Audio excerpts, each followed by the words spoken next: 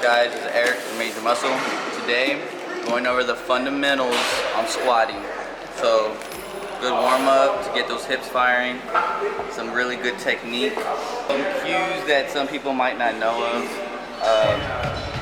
Got my man Richie Rich helping us out. First warm up. What really I like to do before I like to squat, foam row. I foam row a little while. I foam row for like 20 minutes. Probably should cut that down to like 10, 15, but foam row. Then I start activating my hips, mainly my ass and the bottom of my foot. But right now we're gonna go over warming up our hips. We have a resistance band. You can get these anywhere, Amazon, Dick's, pretty sure they have them. But so we get this resistance band. This is the medium. Put it around your ankles. So that would get, whenever you're doing it right here, sit your hips back, your chest is almost parallel to the floor. From right here, just kick back, or you can kind of kick out sideways.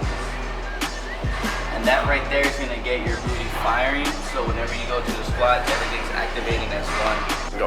Alright guys, so the next warm-up drill, I just learned this maybe about a month ago. You get a resistance band. This one's kind of heavy, but the resistance is pretty good. So put the resistance band mid-foot. So right here, get your stance, however you like to stand. But this right here, this is what we're gonna go over, rooting to the floor with your feet. So pretty much you wanna drive your big toe down. You wanna have 3 points of contact. So it's the big foot down, or the big toe down, the big toe down, the pinky, and the heel. All of those, there are 3 points of contact, and you're trying to really grip the floor. If these are my feet, I'm trying to do this, big toe, and I'm trying to really twist the floor, root myself into the floor. That right there, this is gonna help if it's slacking. So if I'm squatting, and if I lose any kind of tension with my feet, my leg's gonna want to cave in. So that's this right here, doing a couple of sets before you squat. It's gonna help you kind of, whenever you sit your hips back and you're ready to squat, it's gonna help you remember to drive or to keep the big toe, the pinky, and the heel all on the floor. Everything's stacked. Ankle right under my knee, knee right under my hip. From right there, keep that tension. As soon as you lose that tension on the way up or anywhere during the squat, you lose that tension. Just that little going in right here could mess up the squat and cause you not to get it. So doing this for a couple of sets, even under the bar, doing it for like maybe sets of like 10.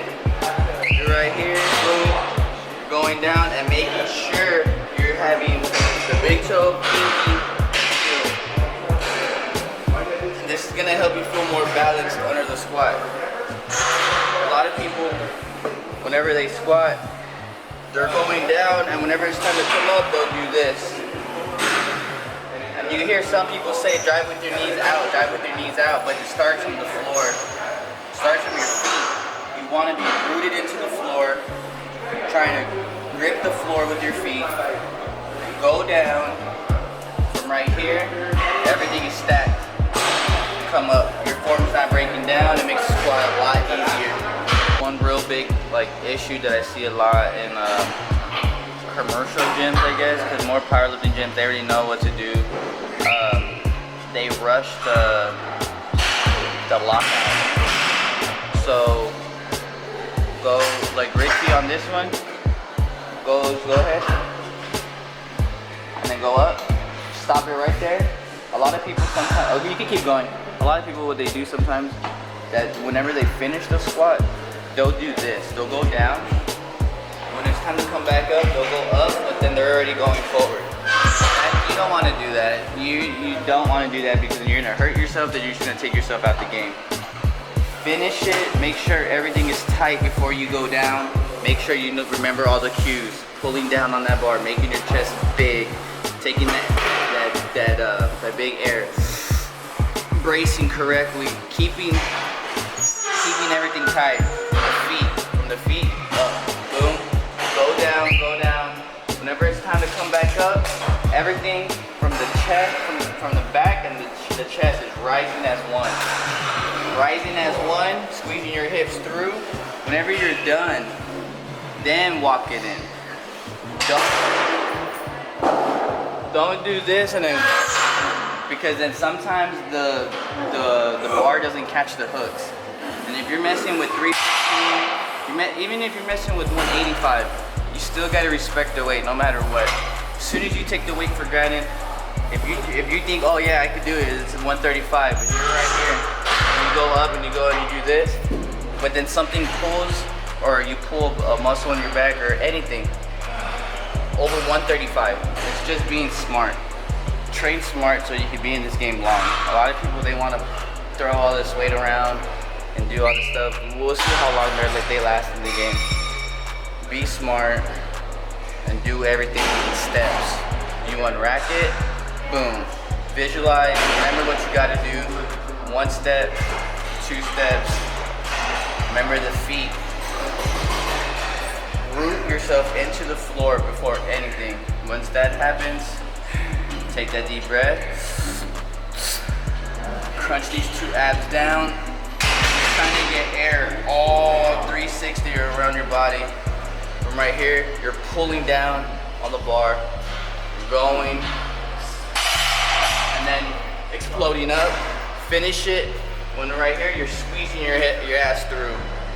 Hold it. Then rack. Then you could add weight.